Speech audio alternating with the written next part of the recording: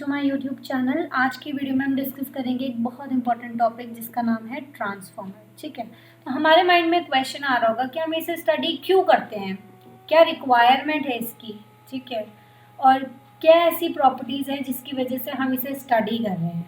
Okay, तो इस video के थ्रू हम समझेंगे कि ट्रांसफॉर्मर क्या होता है, क्या क्या पार्ट्स होते हैं इसके, ठीक है, इसकी वर्किंग देखेंगे, कौन सा पार्ट क्या फंक्शन प्रोवाइड करता है हम वो भी समझेंगे इस वीडियो के थ्रू। तो स्टार्ट करते हैं डिस्कशन ऑन ट्रांसफॉर्मर। ठीक है, तो सबसे पहले मैं आपको बता देती हूँ कि ट्रांसफॉर्मर के क्या क्या एडवांटेजेस होते हैं। ठीक है, तो जो सबसे पहला फंक्शन जो ट्रांसफॉर्मर प्रोवाइड करता है वो है इंक्रीज और डिक्रीज वोल्टेज लेवल। अब इसका मतलब क्या हुआ, अगर हमें इलेक्ट्रॉनिक सर्किट में वोल्टेज को इंक्रीज करना है, दैट मीन्स स्टेप अप करना है, या डिक्रीज करना है वोल्टेज को, दैट मीन्स स्टेप डाउन करना है, तो ट्रांसफॉर्मर हमें हेल्प आउट करेगा कि हम वोल्टेज को चेंज कर सके वेन एवर रिक्वायर्ड। ठीक है, तो ये एक बहुत बड़ा प्लस पॉइंट है, दैट मीन्स बहुत बड़ा एडवांटेज है ट्रांसफॉर्मर का। ठीक है, नाउ नेक्स्ट जो है वो है second, that is match the impedance of source and it's load. ठीक है, तो आपको पता होगा कि सोर्स और जब उसका लोड, हम इन दोनों के इम्पिडेंस को जब मैच कराते हैं, ठीक है, जब इन दोनों के इम्पिडेंसेस मैच करते हैं तब हमें मैक्सिमम पावर ट्रांसफर मिलता है इलेक्ट्रॉनिक एंड कंट्रोल सर्किट में। तो ट्रांसफार्मर इन दोनों के इम्पिडेंसेस को क्या करता है, मैच कराता है। ठीक है, बिकॉज हम क्या चाहते हैं, हम चाहते हैं मैक्सिमम पावर डिलीवर हो, इजंट इट। तो ये फंक्शन ट्रांसफार्मर हमें प्रोवाइड करता है। देन थर्ड है टू आइसोलेट डीसी, या फिर आप ऐसे बोल सकते हो फॉर आइसोलेटिंग डीसी। ठीक है, अब आइसोलेट का मतलब क्या होता है कि जब पावर और वोल्टेज को ट्रांसफर करते हैं, जब पावर और वोल्टेज ट्रांसफर होती है फ्रॉम इनपुट टू आउटपुट, ठीक है, बिना किसी डायरेक्ट इलेक्ट्रिकल कनेक्शन के इन दोनों सेक्शंस के बीच, ठीक है, तो उस टर्म को हम बोलते हैं आइसोलेट। ठीक है, तो ट्रांसफॉर्मर क्या करता है, it provides us to isolate the DC when permitting flow of AC between the two circuits। ठीक है, so ये थे इसके कुछ एडवांटेजेस। तो आपके माइंड में क्वेश्चन आ रहा होगा कि क्या ट्रांसफॉर्मर मूविंग डिवाइस है और क्या इसके मूविंग पार्ट्स होते हैं। तो मैं आपको बता दूं कि ट्रांसफॉर्मर एक रुका हुआ डिवाइस है, दैट मीन्स स्टैटिक डिवाइस है, स्टेशनरी डिवाइस है जो कि मूव नहीं करता और इसके पास कोई मूविंग पार्ट भी नहीं होते हैं। तो अब क्वेश्चन एक और ये आ जाएगा कि जब मूविंग पार्ट ही नहीं होते हैं और ना ही ये पर्टिकुलर डिवाइस मूव करता है तो ये वर्क कैसे करता है। तो मैं आपको इसी वीडियो में ये सारी चीज़ें कवर करूँगी। ठीक है, तो अब जब हम ओवरऑल ट्रांसफॉर्मर को डिफाइन करेंगे, हम ऐसे कहेंगे कि एक स्टैटिक डिवाइस होता है जो कि इलेक्ट्रिकल एनर्जी को ट्रांसफर करता है एक सर्किट से दूसरे सर्किट में विदाउट चेंज इन फ्रीक्वेंसी। ठीक है, इसमें फ्रीक्वेंसी का चेंज नहीं होता है, कोई लॉस नहीं होता है। ठीक है, by the process of electromagnetic induction. ठीक है, इलेक्ट्रोमैग्नेटिक इंडक्शन के प्रोसेस को ये फॉलो करता है। ठीक है, अब क्या प्रिंसिपल होता है ट्रांसफॉर्मर का, तो आपने सुना होगा Faraday law of electromagnetic induction, है ना, जो कि क्या स्टेट करता है कि जो वोल्टेज होता है वो डायरेक्टली प्रोपोर्शनल होता है rate of change of flux के। ठीक है, नेक्स्ट वीडियो में मैं इसे और अच्छे से डिस्कस करूँगी, बिकॉज इस वीडियो में हम सिर्फ पार्ट एंड वर्किंग इसकी देखेंगे। ठीक है, नेक्स्ट डिस्कस कंस्ट्रक्शन। अब कंस्ट्रक्शन से पहले मैं आपको बता दूं, थोड़ा बहुत आइडिया दे देती हूँ ट्रांसफार्मर के बारे में। तो आपने बुक्स वगैरह में देखा होगा कि ट्रांसफार्मर का डायग्राम कुछ ऐसे बनाते हैं। ठीक है, क्या है ये डायग्राम, इस डायग्राम में जो आप ये रेक्टेंगुलर पार्ट देख रहे हो, ठीक है, इसे हम बोलते हैं कोर। ओके, इसी के थ्रू फ्लक्स मूव करता है from one place to the other. ठीक है, दिस इज फ्लक्स। ओके, यहाँ पे दो तरीके की वाइंडिंग्स प्रेजेंट होती हैं, एक होता है प्राइमरी वाइंडिंग और एक होता है सेकेंडरी वाइंडिंग। कभी कभार आपसे ये पूछ लिया जाता है कि क्या ये दोनों वाइंडिंग्स एक दूसरे के साथ कनेक्टेड होती हैं, so the answer is no. ठीक है, तो जब ये कनेक्टेड ही नहीं होती है तो सर्किट में है कैसे, है ना। सो आपको मैं बता दूं कि जो ये कोर होता है, इस कोर के जो लिम्ब होता है, ठीक है, this is called limb, LIMBS, limbs. ये दोनों वाइंडिंग्स कोर के एक इस लिम्ब पे प्रेजेंट होती हैं और एक इस लिम्ब पे प्रेजेंट होती हैं। ठीक है, तो ये तो था बेसिक स्ट्रक्चर। ओके, तो अब हम डिस्कस करते हैं कंस्ट्रक्शन ऑफ ट्रांसफॉर्मर को। तो बेसिकली ये कंसिस्ट करता है मैग्नेटिक सर्किट को जिसके अंदर core, limbs, yoke and damping structure होता है। ठीक है, देन इलेक्ट्रिकल सर्किट की बात करें तो प्राइमरी एंड सेकेंडरी वाइंडिंग्स इसमें प्रेजेंट होती है। एंड डाई इलेक्ट्रिक सर्किट की बात करें तो different forms of insulation present होता है अलग अलग प्लेसेस पे, जिससे कि हम यूज़ कर पाते हैं अलग अलग प्लेसेस में, ठीक है। देन इसमें टैंक एंड एक्सेसरीज भी होती हैं like conservator, breather, bushings, cooling tubes, इन्हें भी हम डिस्कस करेंगे, ठीक है। तो सबसे पहला पार्ट जो हम डिस्कस करने जा रहे हैं वो है टैंक, ठीक है। अब जो ट्रांसफार्मर होता है, ऐसा तो नहीं कि हम इस ट्रांसफार्मर को ऐसे ही उठा के रख दें, बिकॉज इसमें मॉइस्चर नहीं लगना चाहिए वरना ये ख़राब हो जाएगा और इसमें एडी करंट का जनरेशन भी हो जाएगा। तो उसे प्रोटेक्ट करने के लिए हम ट्रांसफार्मर को इस पर्टिकुलर टैंक में रखते हैं, ठीक है। और ये टैंक क्या करता है, ये प्रोटेक्ट करता है कोर एंड कॉइल्स को, ठीक है, और ये मैकेनिकल सपोर्ट भी प्रोवाइड करता है। ओके, नाउ जो नेक्स्ट पार्ट है इट इज़ कोर। कोर मैंने आपको अभी डायग्राम में भी शो किया। In this diagram this rectangular piece is called core, ठीक है। अब क्वेश्चन ये आता है कि ये कोर किस चीज़ का बना हुआ होता है, क्या ये एयर कोर होता है या आयरन कोर होता है या स्टील कोर होता है, तो होता क्या है ये, ठीक है।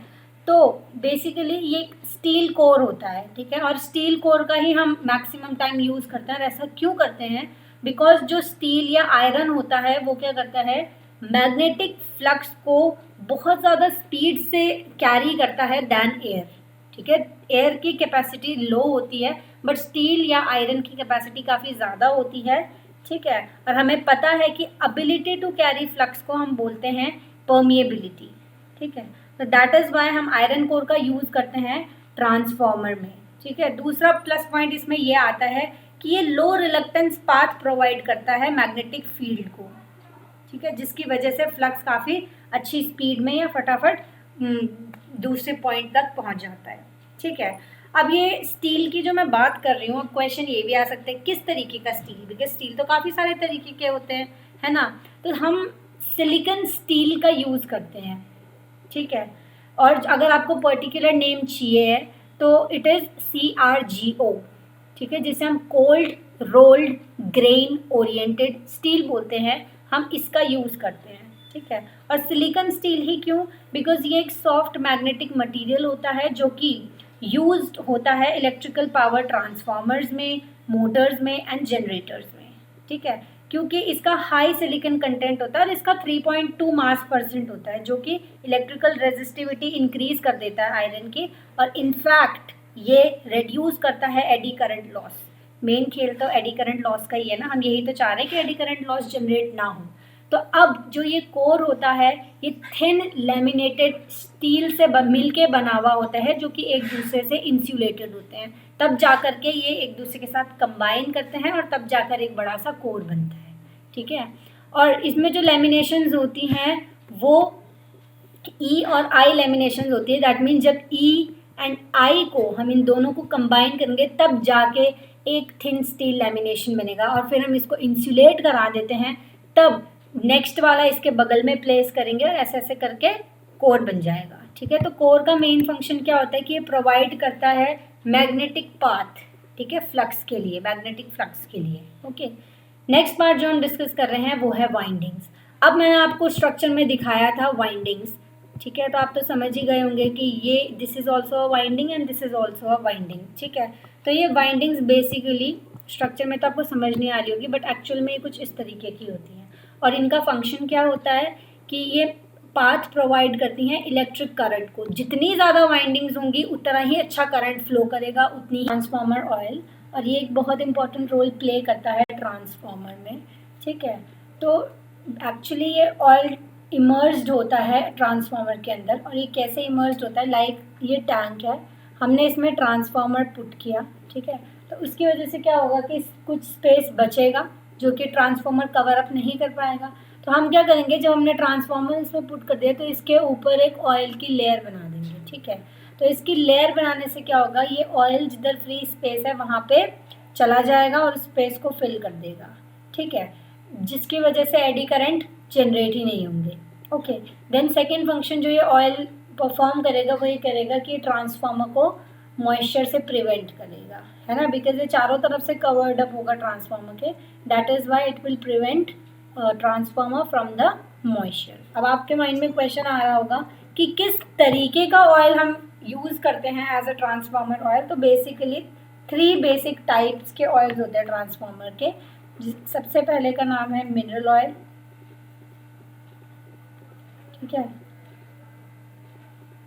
इसमें बेसिकली हम नेफ्थ ऑयल का यूज़ करते हैं। देन वी हैव सिलिकॉन, ठीक है। And finally we have bio based oil. तो हम इन 3 टाइप्स के ऑयल को यूज़ करते हैं, और सबसे ज़्यादा जो ट्रांसफार्मर ऑयल हम यूज़ करते हैं वो है आपका मिनरल ऑयल, जिसको हम नेफ्थ ऑयल भी बोलते हैं, ठीक है। अब मैं आपको कुछ क्वालिटीज़ बताती हूँ जो कि ट्रांसफार्मर ऑयल में होनी चाहिए ताकि हमें बेटर एफिशिएंसी मिले। तो सबसे पहली जो क्वालिटी आती है, let me write down quality, ठीक है, कि उस ट्रांसफार्मर ऑयल की हाई डाइलेक्ट्रिक स्ट्रेंथ होना चाहिए। हाई डाइलेक्ट्रिक स्ट्रेंथ होने से क्या होगा कि ये इलेक्ट्रिकल इंसुलेटर को बेटर बना देगा, ठीक है। और हाई डाइलेक्ट्रिक स्ट्रेंथ मतलब वो मैक्सिमम वोल्टेज जो कि रिक्वायर होती है ताकि डाइलेक्ट्रिक ब्रेकडाउन बन सके थ्रू द मटेरियल, उसे हम बोलते हैं हाई डाइलेक्ट्रिक स्ट्रेंथ, ठीक है। देन जो सेकंड क्वालिटी इसमें होनी चाहिए वो है लो विस्कोसिटी,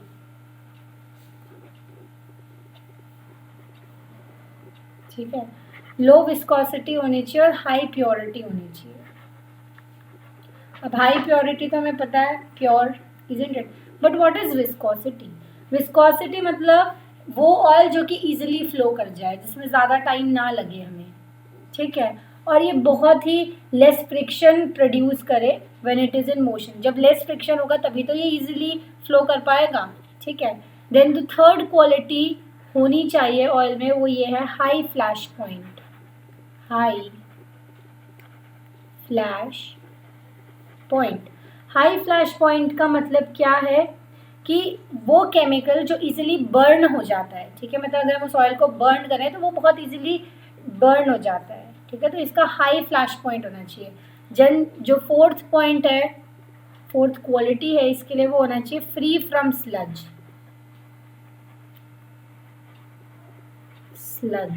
स्लज मतलब आपने देखा होगा कि जब ऑयल सॉलिडिफाई हो जाता है, मतलब काफ़ी मोटा हो जाता है, जिसकी वजह से वो बाकी ऑयल को मूव करने से रोकता है, तो ये भी नहीं होना चाहिए इसमें। तो ये 4 क्वालिटीज़ हैं ऑयल की जो कि ट्रांसफार्मर ऑयल में होना चाहिए, ठीक है। तो अब हम लास्टली इसमें डिस्कस करेंगे ट्रांसफार्मर ऑयल का ओवरऑल फंक्शन। तो ये स्टेबल होता है हाई टेम्परेचर पे, ठीक है। इसका एक्सीलेंट इलेक्ट्रिकल इंसुलेटिंग प्रॉपर्टीज़ होती हैं, और ये गुड इलेक्ट्रिकल और कूलिंग प्रॉपर्टीज़ भी प्रोवाइड करता है, ठीक है। और ये एक कॉस्ट इफेक्टिव सोल्यूशन भी हमें प्रोवाइड करता है। और अगर आपने देखा ही होगा कि ऑयल का मेन फंक्शन क्या हो रहा है यहाँ पे, कि ऑयल जो खाली स्पेस बच रहा है टैंक में उसे जाके कवर अप करता है और ट्रांसफार्मर को मॉइस्चर से प्रिवेंट करता है। तो इतने सारे फंक्शन ये परफॉर्म करता है, that is why it plays a vital role in transformer. ये बहुत इंपॉर्टेंट रोल प्ले करता है ट्रांसफार्मर में, ठीक है।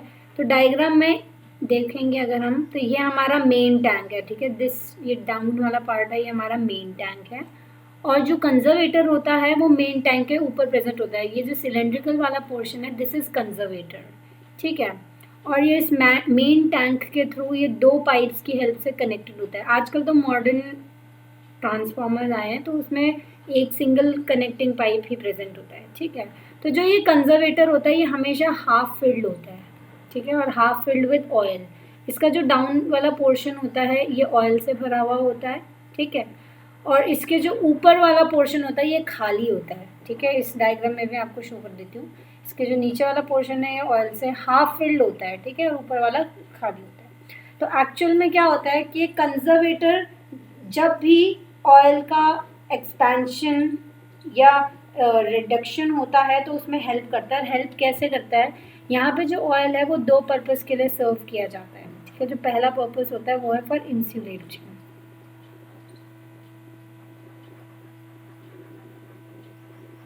ठीक है, एंड जो सेकंड है वो है फॉर कूलिंग। अब मान लो क्या हुआ कि ट्रांसफार्मर का टेम्परेचर बढ़ गया है, ठीक है। तो जब ट्रांसफार्मर का टेम्परेचर बढ़ जाएगा तो यहाँ पे जो ऑयल होगा वो क्या करेगा, एक्सपैंड करेगा, ठीक है। तो वो एक्सपैंड करके इन दोनों पाइप्स के थ्रू इस ऑयल कंजर्वेटर में आ जाएगा और ये जो खाली वाली जगह है इसको फिल कर देगा, ठीक है। So this is how it will work for insulation. लेकिन अगर मान लो कि ऑयल का लेवल इस पर्टिकुलर मेन टैंक में या ट्रांसफॉर्मर में रेड्यूस हो जाता है, और उसके लिए रीज़न कुछ भी हो सकता है, ठीक है, आइदर बाय लॉस और बाय लीकेज, तो क्या होगा कि जो ये हाफ फिल्ड ऑयल इसमें जो प्रेजेंट था कंजर्वेटर में, ये कूल्ड डाउन हो जाएगा इस ट्रांसफॉर्मर में, ठीक है, इस मेन टैंक में। Okay, that is why it acts like a reservoir, ठीक है। एंड यही रीज़न है हम कंजर्वेटर टैंक को एक्सपेंशन टैंक भी बोलते हैं, ठीक है। तो ये तो था for conservator. Now let us move to the next part, that is breather. अब आपने देखा होगा लैपटॉप जब आप खरीदने जाते हो या कोई भी इलेक्ट्रिकल अप्लायंस, तो उसके अंदर आपको एक पैकेट देखने को मिलता है, ठीक है। उस पैकेट के बाहर लिखा हुआ होता है डेंजरस फ्लोर, ठीक है। ऐसा क्यों लिखा हुआ होता है? बिकॉज इस पैकेट के अंदर सिलिका जेल प्रेजेंट होता है, ठीक है। तो सिलिका जेल क्यों प्रेजेंट होता है, क्या फंक्शन होता है इसका? तो एक्चुअली जो हमारे एयर में मॉइस्चर प्रेजेंट होता है, सिलिका जेल उसको एब्जॉर्ब करता है। और लैपटॉप के आसपास में जितनी भी एयर है उसके अंदर जो भी मॉइस्चर है, दैट मीन्स जो भी नमी है, ये सिलिका जेल उसको एब्जॉर्ब कर लेगा ताकि लैपटॉप खराब ना हो, ठीक है। दैट इज वाई इसका यूज आता है। तो यहाँ पे एयर के मॉइस्चर को एब्जॉर्ब करने के लिए ब्रीदर का यूज किया जाता है, जो कि कंजर्वेटर टैंक के साथ कनेक्टेड होता है, ठीक है। ये आपका कंजर्वेटर टैंक है, ये आपका ब्रीदर है, ठीक है। अगर आप इसे शेप वाइज देखें तो ये सिलेंड्रिकल वेसल है, ठीक है, जिसके अंदर ब्लू कलर का सिलिका जेल भर दिया जाता है। अब एक्चुअल में ये फंक्शन कैसे करता है, अब ये देखो, ये हमारा एक्सपेंशन टैंक है ना, this is our expansion tank, जिसे हम कंजर्वेटर टैंक बोलते हैं। मैंने क्या कहा? मैंने कहा कि जो कंजर्वेटर टैंक होता है वो हाफ फिल्ड होता है विद ऑयल, तो इसमें ट्रांसफॉर्मर ऑयल हाफ फिल्ड है, इजंट इट। और ये इसके दो पाइप हैं जो कि मेन टैंक से डायरेक्टली कनेक्टेड होते हैं, तो मैं यहाँ पे लिख देती हूँ। इसके बाद जो इसका नीचे का पोर्शन है, that is your main tank, और ये है आपका पाइप नंबर 1 एंड ये है आपका पाइप नंबर 2। इसी से जो ऑयल है या तो ऊपर जाएगा या नीचे आएगा, दैट मीन्स या तो यहाँ पे ऑयल का सर्कुलेशन होगा, है ना, ये तो हमें पता है। अब मान लो ट्रांसफॉर्मर के अंदर, ठीक है, काफ़ी ज़्यादा हीट प्रोड्यूस हो गई है, तो इसकी वजह से क्या होता है कि जो ट्रांसफॉर्मर के अंदर ऑयल प्रेजेंट होता है वो एक्सपैंड कर जाता है, उड़ जाता है सारा का सारा। तो उस केस में क्या होता है कि जो ये कंजर्वेटर होता है, इसमें जो हाफ फिल्ड ऑयल होता है, ये क्या करता है, मेन टैंक में उस ऑयल को सेंड कर देता है ना, ताकि ट्रांसफॉर्मर वर्क करना बंद ना कर जाए, ठीक है। तो यहाँ पे क्या हो जाएगा, जब उसने ऑयल सारा इसको दे दिया तो यहाँ पे तो पूरी जगह खाली स्पेस हो गई और फ्री स्पेस हो गई। फ्री स्पेस तो होनी ही नहीं चाहिए थी, है ना, eddy current will be generated. तो यहाँ पे ब्रीदर कनेक्टेड होता है, तो ये ब्रीदर क्या करता है, इस एक्सपेंशन टैंक के अंदर जो एयर प्रेजेंट होती है उसके मॉइस्चर को सोख लेता है, ठीक है। और इस ब्रीदर के नीचे एक ऑयल वेसल प्रेजेंट होता है, ठीक है, this is nothing but oil vessel. ये ऑयल वेसल क्या करता है, जो भी डस्ट पार्टिकल्स वगैरह प्रेजेंट होते हैं एयर में, ये उसको सोख लेते हैं, ठीक है। अब आप बोलोगे कि इसने इसको ऑयल दे दिया, अब इसके पास ऑयल कहाँ से आएगा कंजर्वेटर टैंक में? तो कंजर्वेटर टैंक के ऊपर एक वेल्व प्रेजेंट होता है, this is nothing but wave, ठीक है। तो हम क्या करते हैं, इस वेव को ओपन करते हैं, बाहर से ही इसमें ऑयल डाल देते हैं और उसको अगेन हाफ फिल कर देते हैं, ठीक है। समझ आया ये प्रोसेस कैसा होता है? आई होप आपको ब्रीदर का फंक्शन भी पता चला हो कि ब्रीदर कैसे वर्क करता है, ठीक है। So it is a gas operated relay which gives alarm during overload and trips in case of severe fault inside the transformer, ठीक है। नाउ दिस इज बकॉल्स रिले, ठीक है। इसके अंदर क्या होता है, इसके अंदर एक स्विच प्रेजेंट होता है, यहाँ पे नीचे मर्क्यूरी होती है, ठीक है, प्रेजेंट, इतने पोर्शन में मर्क्यूरी इज प्रेजेंट। तो एक्चुअल में क्या होता है कि जब टेम्परेचर राइज होता है तो जो ट्रांसफार्मर होता है वो बहुत ज़्यादा हीटेड हो जाता है, ठीक है, इट गेट्स हीटेड अप, ठीक है। अब एक टाइम ऐसा आएगा कि जब हमें पावर सप्लाई को ऑफ करना पड़ेगा, ठीक है। तो हमें कब पता चलेगा कि हमें पावर सप्लाई ऑफ करनी है ट्रांसफार्मर की? तो बकॉल्स रिले इलेक्ट्रिकल डिवाइस से कनेक्टेड नहीं होता है, ठीक है, ये अपने आप ही वर्क करता है। तो इसके अंदर मर्क्यूरी जो प्रेजेंट होती है, जब वो इस स्विच को जाके टच कर जाएगी तो ये क्या करेगा, अलार्म बजाएगा, ठीक है। और वो अलार्म ये इंडिकेट करेगा कि we should cut the power supply. और इन केस हम पावर सप्लाई को कट नहीं करते हैं और ट्रांसफार्मर के अंदर कंटिन्यूशन में टेम्परेचर राइज कर रहा है, तो बकॉल्स रिले क्या करेगा कि पावर सप्लाई को ट्रांसफार्मर की ऑटोमेटिकली खुद ही कट कर देगा, ठीक है। तो ये फंक्शन होता है बकॉल्स रिले का। और ये प्रेजेंट कहाँ पे होता है? ये हमेशा कंजर्वेटर टैंक और मेन टैंक के बीच में प्रेजेंट होता है, ठीक है। अभी जो पोर्शन देख रहे हो ये बीच में प्रेजेंट है ऑलवेज, ठीक है। सो ओवरऑल इसका फंक्शन अगर हम डिफाइन करें, so we will define it as it is a gas operated relay which gives alarm during overload and trips in case of severe fault inside the transformer, ठीक है। Cooling tube होती है वो necessary होती है, Y? Because ये maintain करती है टेम्परेचर को और इनफैक्ट कूलिंग कॉइल को सर्कुलेट कराती है ये ट्रांसफार्मर में, ओके। सो और जो ये रेडिएटर होता है ये भी कनेक्टेड होता है ट्रांसफार्मर के साथ, ठीक है। और इस रेडिएटर को हम नंबर ऑफ मेटल पाइप्स या स्ट्रिप से बनाते हैं, ओके। तो ये जो दोनों हैं कूलिंग ट्यूब और रेडिएटर, ये सेम फंक्शन प्रोवाइड करता है लेकिन अलग अलग वे में, ठीक है। तो जब भी ट्रांसफार्मर के अंदर लॉसेज अकर करते हैं तो हीट प्रोड्यूस होगी, ठीक है। तो कूलिंग ट्यूब क्या करेगा, इस हीट को ऑब्जर्व कर लेगा और रेडिएटर के फॉर्म में उसे कूलिंग सिस्टम में भेज देगा, ठीक है। इस कूलिंग सिस्टम को हम दो पार्ट में डिवाइड करते हैं। First is natural cooling system and second is forced cooling system, ठीक है। तो नेचुरल कूलिंग सिस्टम में क्या होता है कि नॉर्मली जो कूलिंग ट्यूब और रेडिएटर यूज़ करते हैं हम, ठीक है। लेकिन फोर्स्ड कूलिंग सिस्टम में हम एक एक्स्ट्रा एयर फैन को कनेक्ट करते हैं ट्रांसफार्मर से, ठीक है, ताकि जो ऑयल है वो जल्दी जल्दी ठंडा हो जाए, ओके। सो आजकल के जो मॉडर्न ट्रांसफार्मर्स आ रहे हैं उसमें ऑलरेडी स्मॉल फैन लगाए होते हैं, ऑलरेडी कनेक्टेड होते हैं, तो इतनी ज़्यादा प्रॉब्लम नहीं होती है, ठीक है। तो इसका ओवरऑल फंक्शन क्या हुआ, to improve cooling efficiency of the transformer, ठीक है, ठीक है। ये एक इंसुलेटिंग मटेरियल होता है जो कि पोर्सिलिन मटेरियल से बना हुआ होता है, it is made up of porcelain material, ठीक है। तो बुशिंग में क्या होता है, टर्मिनल्स प्रेजेंट होते हैं और ये टर्मिनल्स क्या करते हैं, दो फंक्शन प्रोवाइड करते हैं, ठीक है। इसके दो टाइप्स होते हैं, आप कह सकते हो, एक हाई वोल्टेज बुशिंग, एक लो वोल्टेज बुशिंग। तो हाई वोल्टेज जो बुशिंग होता है वो सपोर्ट करता है हाई वोल्टेज टर्मिनल को विद प्रॉपर इंसुलेशन, और वेयर एज लो वोल्टेज भी लो के लिए वर्क।